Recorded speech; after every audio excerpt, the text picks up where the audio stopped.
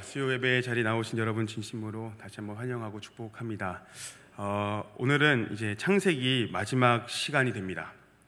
수요 예배를 통해서 창세기를 몇 번 함께 나누었는지 혹시 아시는 분 계십니까? 당연히 없으시겠죠? 저도 몰라서 직접 세봤습니다.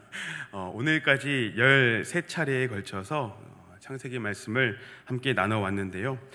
큼직큼직하게 말씀을 살피며 왔기에 다 다루지 못하는 그런 아쉬움도 있지만 그래도 창세기 말씀을 준비하면서 또 저와 이동영 목사님 같이 말씀을 나누면서 서로 은혜도 누리고 또 성도님들과도 함께 은혜를 누릴 수 있게 되어서 저희는 참 좋았습니다. 참 좋았습니다. 다 다루지는 못했지만 들었던 말씀들을 통하여서 성령님께서 여러분들의 각자의 삶에 열매 맺어주시기를 간절히 바라고 또 기도합니다. 오늘도 우리는 요셉의 이야기를 함께 살피게 됩니다. 지난주에 이동영 목사님을 통해서 들었던 말씀처럼 요셉의 인생은 그렇게 휘황찬란한 인생이지는 않았지요. 철이 영혼을 뚫고 들어오는 것과 같은 그 가슴을 후벼 파는 고통을 감내하면서 살아야 했던 사람이 바로 요셉이었습니다. 그러나 그것은 하나님께서 요셉을 통하여 형제들을 살리시고 그렇게 하나님께서 요셉을 통하여 아브라함과 이삭과 야곱에게 약속하셨던 것을 이루시기 위함이었기에 그 요셉에게 허락된 사명이자 그의 삶의 자리였던 것입니다. 그런데 여러분, 우리가 이렇게 말하는 것은 참 쉽지요. 인간적으로 생각할 때 요셉으로서는 그 상황을 우리가 한번 이렇게 이입을 해보면 요셉으로서는 정말 억울하기도 하고 또 복수심으로 가득할 법도 하지 않았겠습니까? 인간적으로 생각할 때, 또 우리가 생각할 때는 정말 그렇죠. 그러나 우리가 잘 알듯이 성경은 요셉이 복수를 하기 위해서 칼을 갈았다든지 형들이 자신에게 행한 일에 대해서 앙심을 품고 살았다든지 그런 이야기를 성경은 일절하지 않습니다. 오히려 요셉은 자신이 그 자리에 있기까지 하나님께서 자신의 인생을 어떻게 만들어 가시는지, 어떻게 나의 인생을 빚어 가시는지 자기의 감정과 생각대로 판단하는 것이 아니라 하나님의 관점으로 자신의 인생을 재해석하고 그거에 받아들이는, 그 하나님의 뜻을 받아들이는 모습을 보여주지요. 그 대표적인 사건이 창세기 45장에 기록됩니다. 우리 45장으로 한번 가보시겠습니까? 창세기 45장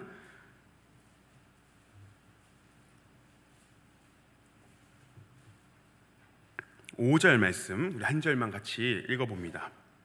45장 5절입니다. 시작. 당신들이 나를 이곳에 팔았다고 해서 근심하지 마소서, 한탄하지 마소서.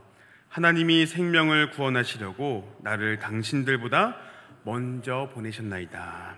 아멘. 부흥회 때 송태근 목사님을 통해서 들었던 말씀을 기억하시죠? 이 말씀, 요셉의 세 가지 고백, 우리가 함께 들었던 적이 있습니다. 요셉의 세 가지 고백 무엇이었습니까? 첫째,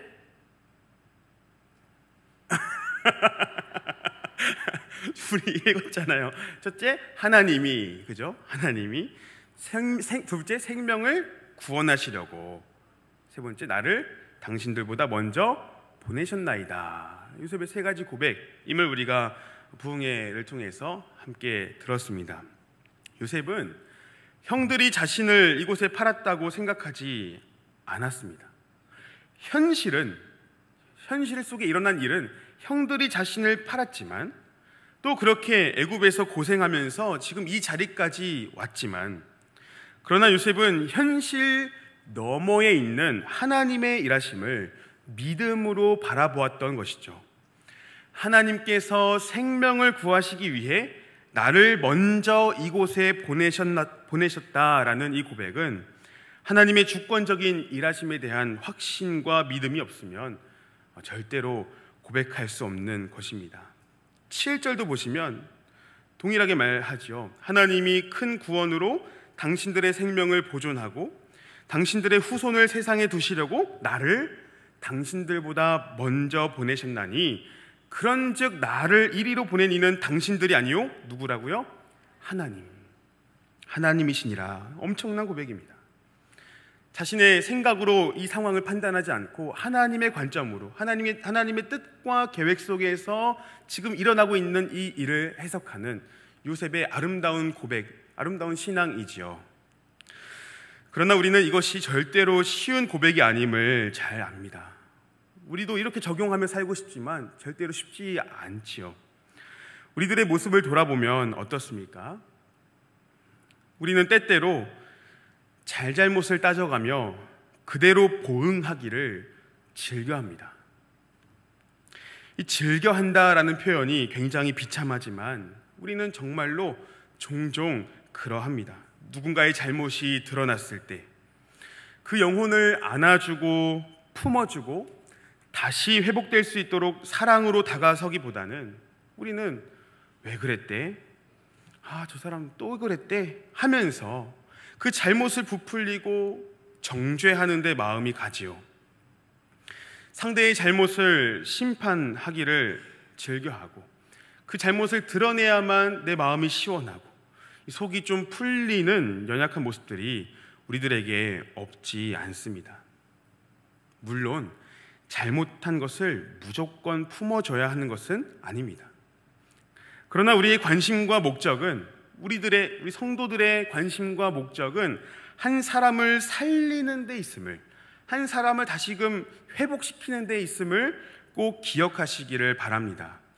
성도의 삶이란, 이 성숙한 그리스도인의 모습이란 생명을 살리기 위하여 생각하고 생명을 살리기 위하여 마음을 품고 선택하고 행동하는 것임을 기억하시기를 바랍니다. 그래서 우리에게 필요한 것은 이러한 일을 위하여서 우리들에게 필요한 것은 우리가 마주한 일들에 대하여서 자기 중심적으로 사고하고 판단하는 것이 아니라 하나님 중심적으로 사고하고 판단하는 것이죠. 요셉의 고백처럼 지금 우리가 마주한 일들을 하나님의 관점에서 바라보고 하나님이 왜 우리를 이 자리에 두셨을까? 하나님이 이 시간, 이 순간 우리들에게 원하시는 모습은 무엇일까? 이것을 늘 묵상하면서 하나님이 원하시는 용서와 사랑과 겸손의 모습으로 나아가야 하는 것입니다. 그렇게 요셉은 하나님의 관점에서 지금의 마주한 현실을 재해석했고 과거 형들의 잘못된 행동이 아니라 오히려 그 너머에 있는 하나님의 뜻과 계획을 바라보았기 때문에 진정으로 자신의 형제들을 용서할 수 있었던 것이죠. 그런데 오늘 우리가 읽은 본문에서 우리는 요셉의 형들에게서 매우 안타까운 모습을 보게 됩니다. 오늘 우리가 읽은 50장 15절에서 21절의 말씀은 이제 요셉 형제들의 아버지인 야곱이 죽은 후에 일어난 일입니다. 15절을 보십시오. 15절 보시면 요셉의 형제들이 이런 생각을 갖게 되지요. 요셉이 혹시 우리를 미워하여 우리가 그에게 행한 모든 악을 다 갚지나 아니할까? 이런 생각을 형제들이 하게 됩니다. 지금 형들은 두려움으로 가득 차 있는 것이죠. 왜 두려움으로 가득 차 있습니까? 이 아버지 야곱이 계실 때에야 이 요셉이 워낙 효자니까 아버지를 생각해서 우리에게 보복하지 않았던 것이지, 이제 그 아버지가 돌아가셨으니 이제 요셉이 우리를 이제 보복하겠네, 우리를 가만두지 않겠네, 우리를 해하겠네 라고 생각했기 때문인 것이죠. 그 두려움이 표출되는 방식을 보십시오. 16절을 보시면 지금 형들은 요셉에게 직접 가서 말을 하지 않고 사람을 보내서 말을 전하고 있습니다. 그러니까 두렵기 때문에 직접 대면하기에는 힘들겠고, 그런데 지금 두려우니까 문제는 또 풀어야겠고, 그래서 사람을 보내서 요셉의 감정을 좀 풀어보리라 생각을 했던 것이죠. 이 형들이. 저는 지금 이 형들의 이 마음이 정말 이렇게 공감이 잘 되는 게, 사실 제가 이런 방식으로 형제들 속에서 둘째거든요. 이렇게 형제들 속에서 그런 방식으로 살아왔던 기억이 정말 많습니다. 공교롭게도 제 동생의 이름이 요셉입니다. 요셉인데 제가 요셉에게 그렇게 한 것은 아니고요. 제 동생에게 그렇게 한 것은 아니고, 어릴 적에 제가 이렇게 혼날 만한 일을 이렇게 했을 때, 그래서 저희 아버지가 이렇게 화를 품고 계시곤 하면 저는 정말 자주 제 동생 요셉에게 부탁을 했습니다. 요셉아, 그러니까 제 동생이 막내이기 때문에 이렇게 부모님의 사랑을 많이 받았거든요. 요셉이라는 가정사를 이야기하는 시간 아니지만 어쨌든 요셉을 이렇게 통해서 부모님께 나아가면은 정말 부모님의 마음이 사르르 녹았어요. 그래서 항상 동생에게 요셉아, 아빠한테 가서 아빠 기분 좀 풀어줘. 이렇게 잘못한 상황이니까 요셉아, 그렇게 아빠한테 가서 형에 대해서 좋은 이야기를 좀 해줘. 그리고 형이 지금 진심으로 반성하고 있다는 것을 아빠한테 꼭 말해줘 라고 하면서 동생을 아버지한테 보내는 거죠. 제가 직접 나아가지 않고. 제가 직접 가면 일단 혼나는 것이 뻔하니까 두려운 마음으로 동생을 먼저 보내서 아버지의 마음을 좀 풀고 그 다음에 제가 나아가는, 또 동생 혼자 나아가는 거 아닙니다. 동생과 같이 나아가는 그런 모습을 제 기억에 그런 모습 살았던 것이 제 기억에 있습니다. 이처럼 용서에 대한 확신이 없을 때 경험하게 되는 이 두려움이라는 것은 그 관계를 온전하게 만들지 못합니다. 항상 중간에 무언가 벽을 세우도록 만들지요. 비단 이것은 사람과 사람 사이에만 적용되는 일은 아닐 것입니다. 우리들의 신앙을 한번 돌아보십시오. 여러분이 하나님 앞에서 행하는 모든 일들의 동기가 무엇입니까? 만약 그것이 하나님께 대한 두려움 때문이라면 여전히 우리는 하나님의 사랑과 용서를 온전히 누리고 있지 못하고 있다는 것을 반증하고 있는 것일 수 있습니다. 내가 이렇게 하면 하나님이 나를 받아주시겠지. 내가 이 모양으로 살고 있는데 하나님이 나를 버리시지는 않을까라는 그 두려움으로부터 신앙이 형성된다면 우리는 언제나 하나님 앞에 벽을 세워놓는 것과 같이 하나님과의 온전한 관계를 이렇게 누릴 수 없습니다. 결국 하나님께 우리의 모습 그대로 나아가지 못한다는 그 죄책감과 두려움 때문에 율법주의적인 신앙생활을 할 수밖에 없는 것이죠. 그러나 사랑하는 성도님들, 하나님은 두려움으로 가득한 우리들을 위로하시고 우리의 모습 그대로를 받아주시는 분이심을 믿으시기를 바랍니다. 하나님은 하나님과 우리 사이에 그 어떤 벽이 있기를 원하지 않으십니다. 이렇게 한번 생각해 보시죠. 성경은 종종 하나님이 우리들을 자녀로 삼으신다, 우리들을 자녀로 대하신다라고 성경은 곳곳에서 증언합니다. 이 자녀라는 것은, 자녀는 자녀의 명분을 갖추어야만 자녀가 되는 것이 아니죠. 하나님이 우리를 자녀로 삼으셨다는 것은 우리가 자녀답게 살아서가 아니라 우리를 낳으신 겁니다. 그 어떤 자녀도 태어나자마자 제가 앞으로 열심히 살아서 꼭 당신의 자녀라는 명분을 갖추도록 하겠습니다, 이렇게 해서 자녀가 되겠다는 생각을 그 어떤 자녀도 하지 않습니다.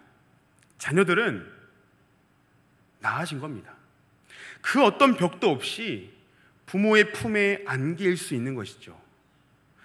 이것이 온전한 관계입니다. 그러나 두려움이라는 것은 이 관계를 깨뜨려 버리는 거예요. 이 관계를 흔들어 버리는 것입니다. 나는 하나님께 나아갈 수 없다고, 내가 이렇게 살아서는 안 된다고 스스로 생각하면서 그렇게 하나님 앞에 자신의 모습 그대로가 아닌 다른 무언가를 앞세워서 나아가게 되는 것이죠. 그것이 봉사가 될 수도 있고요, 여러 종교적인 행위가 될 수도 있을 것입니다. 반대로 그 두려움으로 인하여서 그저 스스로 절망과 비참함과 내가 이래 살아서 되겠나? 라는 이 자기 혐오 속에 살아가게 되기도 하는 것입니다.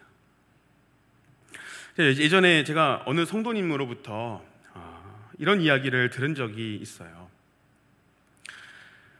저한테 이런 말씀을 하셨습니다. 제가 지금 이 모양으로 사는 것은 과거에 제가 죄를 너무 많이 지었기 때문입니다.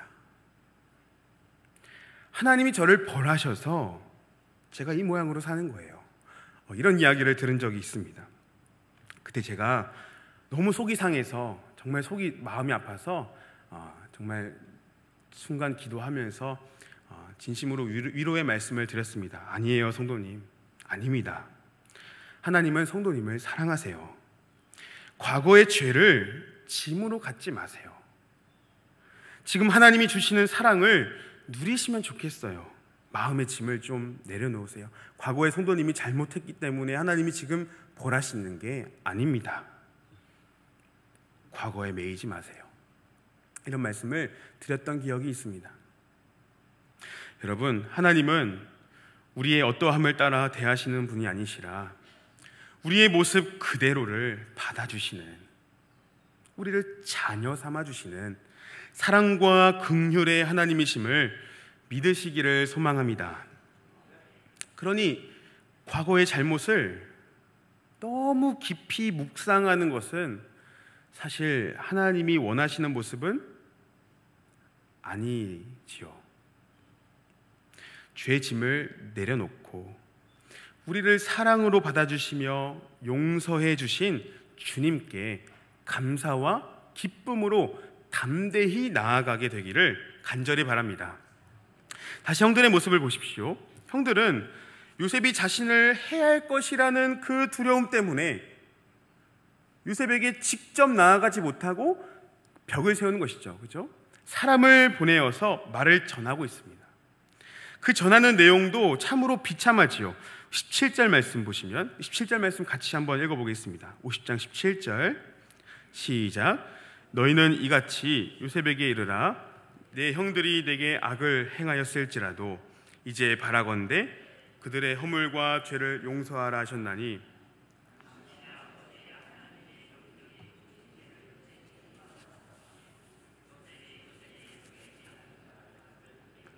울었더라. 아멘. 16절 마지막부터 형들이 사람을 보내어 전하는 내용을 보시면 이 아버지가 돌아가시기 전에 형들을 용서하라 하셨다고 사실 없는 말을 만들어서 합니다. 심지어 형제들이 사용하는 표현들을 한번 보십시오. 내 형들이 내게 악을 행하였을지라도 이제 바라건대 그들의 허물과 죄를 용서하라 하셨나니, 악, 허물, 죄, 이 성경에서 죄를 표현하는 세 가지 단어들이 이곳에 한 번에 등장할 정도로 지금 형들은 자신들의 비참함을, 두려움 때문에, 요셉이 자신을 해야 할 것이라는 그 두려움 때문에 자신들의 비참함을 있는 그 다 끄집어내서 드러내고 있는 겁니다. 요셉 앞에 그저 자신들의 잘못을 앞세울 수밖에 없는 것이죠. 요셉이 자신들을 해야 할까 봐. 그런데 요셉이 형들로부터 이 말을 들었을 때 어떤 반응을 보입니까? 16절 마지막을 보시면 요셉이 눈물을 흘리기 시작합니다. 형들이 이런 말을 할 때, 이런 말을 형들의 입에서 들었을 때 지금 이 요셉이 울기 시작하는 거예요. 왜 울었을까요? 요셉이 왜 울었겠습니까? 아버지가 돌아가셨으니 드디어 때가 찼다, 내가 이날만을 기다렸다 하면서 이 복수할 수 있겠다는 생각에 기뻐서 눈물을 흘렸겠습니까? 아니지요. 그러면 요셉은 이 상황에서 왜 눈물을 흘렸을까요? 무엇이 그토록 요셉의 마음을 아프도록 했을까요? 앞에서 살폈던 것처럼 45장에서 요셉은 이미 형제들을 진심으로 용서했습니다. 당시에 요셉은 순간적인 감정으로 마치 내가 총리가 되었으니 옛다, 기분이다 하면서 형제들을 용서해 준 것이 아니었단 말입니다. 요셉은 그 순간에 하나님의 섭리의 관점으로 자기 중심적인 생각이 아니라 하나님의 뜻과 계획, 하나님 중심적인 생각으로 자신의 인생을 재해석하고 그렇게 눈앞에 펼쳐진 이 상황을 하나님의 뜻 안에서 바라보았던 것이죠. 그렇게 하나님의 계획을 바라보면서 형제들을 진심으로 용서하고 받아들였죠. 가식이 아니었습니다. 정말로 용서하고 이건 하나님의 뜻이었다 하면서 형제들을 안아주었던 겁니다. 그렇게 형들을 보살피고 계속해서 형들에 대한 동일한 마음을 품으며 살아왔던 것이죠. 성경 그 어디에도 요셉이 복수할 타이밍을 찾고 있었더라라고 기록하지 않습니다. 그런데 그 시점으로부터 약 17년이 지난 이 상황, 이 시점에서 지금 형들이 요셉에게 어떠한 마음으로 다가오고 있는 것입니까? 자신들은 요셉에게 용서를 받지 못했고 그렇게 복수를 당하게 될 것이라는 두려운 마음으로 요셉에게 나아오고 있는 것이에요. 이러한 형들의 모습을 바라보면서 요셉은 눈물을 흘립니다. 가슴이 아픈 것이죠. 요셉 자신은 형들에게 거리끼는 그 무엇도 없이 온전한 관계를 맺어왔는데 자신은 이미 하나님의 뜻과 계획을 통하여서 이 형들을 용서하고 받아들였는데 형들은 스스로 용서를 받아들이지 못하고 있으니 그 모습을 보면서 마음이 아팠던 겁니다. 그래서 눈물을 흘렸던 것이죠. 요셉의 용서보다 자신들의 잘못이 더 크다는 생각, 그 오해가 형들에게는 두려움을, 요셉에게는 눈물을 가져다 주었던 것입니다. 그리고 결국 형들은 요셉에게 나와서 이렇게 말하지요. 18절을 보시면 그의 형들이 또 친히 와서 요셉의 앞에 엎드려 이르되 우리는 당신의 종들입니다. 형들은 요셉 앞에 자신들을 종으로 여기고 있습니다. 사실 요셉이 꿈을 통해서 보았던 것이 현실이 된 셈이긴 하죠. 이루어진 것입니다. 그런데 이에 대한 요셉의 반응이 정말 너무 멋있고 너무나도 아름다운 고백이 담겨 있습니다. 이러한 마음으로 자신에게 다가온 형제들 앞에 요셉이 어떻게 반응하는가, 우리 19절 말씀인데 오늘 본문 19절 말씀 다시 한번 같이 읽어봅니다. 19절입니다. 시작. 요셉이 하나님을 대신하리이까. 아멘. 요셉이 그들에게 이르되 두려워하지 마소서, 내가 하나님을 대신하리이까. 먼저 요셉은 형들을 다시 한번 안심시키죠. 두려워하지 마소서. 형들 두려워 마십시오. 21절에도 반복됩니다. 두려워하지 마소서. 그리고 요셉의 입술에서 정말 아름다운 고백이 흘러나옵니다. 요셉이 무엇이라 말해요? 내가 누구를 대신하리이까? 하나님을 대신하리이까. 두려워하지 마세요. 내가 하나님을 대신하리이까. 자신이 하나님을 대신할 수 없다는 고백이죠. 다시 말하면 형들 두려워하지 마십시오. 나는 하나님이 아닙니다. 라는 고백입니다. 지금 요셉은 자신들이 용서를 받지 못했다고 생각하면서 이 두려움으로 나온 형들에게 모든 판단은 하나님께서 하시는 일이고 하나님이 이 모든 일들을 합하여 선으로 바꾸셨는데 어찌 내가 하나님을 대신하여 판단하고 어찌 내가 그렇게 당신들을 미워할 수 있겠습니까? 나는 하나님이 아닙니다. 형들 두려워하지 마십시오 라고 말하고 있는 것입니다. 여러분, 요셉의 이 고백은 창세기의 처음 내용과 대조를 이루고 있다는 사실을 아십니까? 창세기 처음 시작할 때의 이야기를 기억하시죠? 13차례니까 13주 전의 이야기입니다. 아담과 하와는 뱀의 유혹을 받고 무엇을 먹었습니까? 선악과를 먹었죠. 왜 먹었습니까? 하나님처럼 되고자 함이었습니다. 하나님처럼 된다는 것이 무엇입니까? 선과 악을 판단하는 기준을 하나님이 아니라 자기 자신에게 두는 것이죠. 하나님의 말씀이 기준이 아니라 자신들이 기준이 되어 판단하고, 그렇게 중심에 하나님을 두기보다 자기 중심으로 살고자 했던 것이 아담과 하와의 타락의 본질이었습니다. 그들은 하나님을 대신하려고 했습니다. 그런데 우리는 창세기 마지막 장에서 정말 아름다운 고백을 보게 되는 것이죠. 하나님과 같이 되려고 했던 아담과 하와의 이야기로 시작한 창세기가 하나님을 대신하는 것을 거부하는 요셉의 고백으로 마치게 됩니다. 내가 하나님을 대신하리이까? 모든 판단의 기준은 나 자신이 아니라 누구라고요? 하나님이라는 고백입니다. 그러니 지금 자신이 마주한 일들 역시 자신을 위해 자신의 감정과 사적인 판단으로 해결해 나아갈 것이 아니라, 물론 충분히 그렇게 자신의 생각으로 선과 악을 판단하며 반응할 수 있는 자유로운 선택의 그 의지가 있지만, 그런 상황이지만, 그러나 요셉은 지금 이 순간을 하나님께 맡겨드리는 것입니다. 나는 하나님이 아닙니다. 하나님만이 모든 것을 판단하실 수 있습니다. 라고 하나님께 맡겨드리는 것이죠. 그런데 저는 이 설교를 준비하면서 이 요셉의 고백을 이렇게 보면서 또 묵상하면서 이 요셉의 고백이 참으로 오늘 우리들에게, 우리 수원성심교회에 정말 의미가 있는 고백이겠다, 저는 그 생각을 하게 되었습니다. 내가 하나님을 대신하리까 라는 이 말씀은, 이 성경이 이제 헬라어로 번역이 될 때, 지금 구약은 히브리어로 쓰여 있지만 헬라어로 번역이 될 때 이렇게 번역이 됩니다. 잘 들어보십시오. 내가 하나님을 대신하리까 라는 말씀이 나는 하나님의 것이기 때문입니다, 이렇게 번역이 됩니다.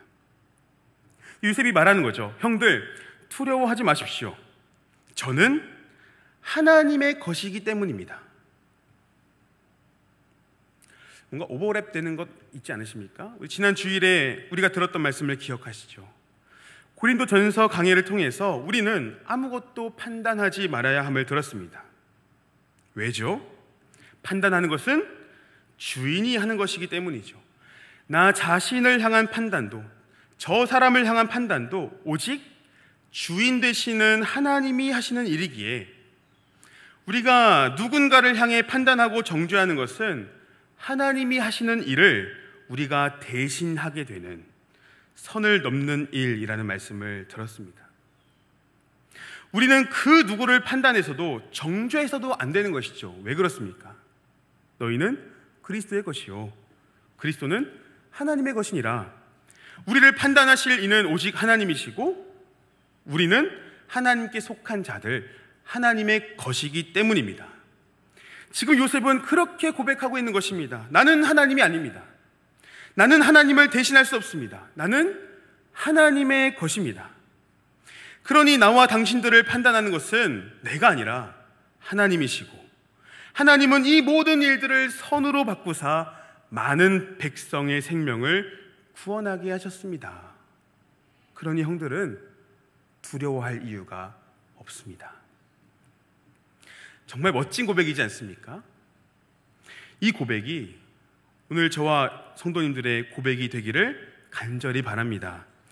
우리가 마주하는 여러 상황 속에서 우리가 하나님을 대신하여 심판자의 자세로 살아가는 것이 아니라, 우리는 하나님을 대신할 수 없음을, 아니 우리는 하나님의 것이기에 오직 하나님께서 뜻하시고 계획하시는 그 섭리 안에서 겸손한 마음으로 살아가는 우리 모두가 되기를 바랍니다.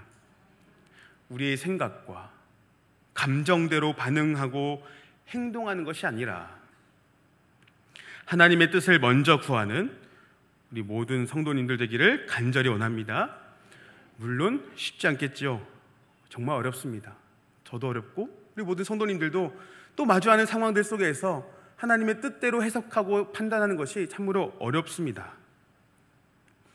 그러나 그럴 때마다, 그런 순간을 눈앞에 마주할 때마다 그 순간적인 상황에서 기도하면서 주님의 마음을 구하십시오. 아멘. 너무 작은데요. 주님의 마음을 구하십시오. 기도하면서 정말 주님의 마음을 구하십시오. 누군가와의 그 갈등이 빚어질 때 우리가 주님께 받은 사랑과 용서를 기억하며 서로 낮은 자리로 향하십시오.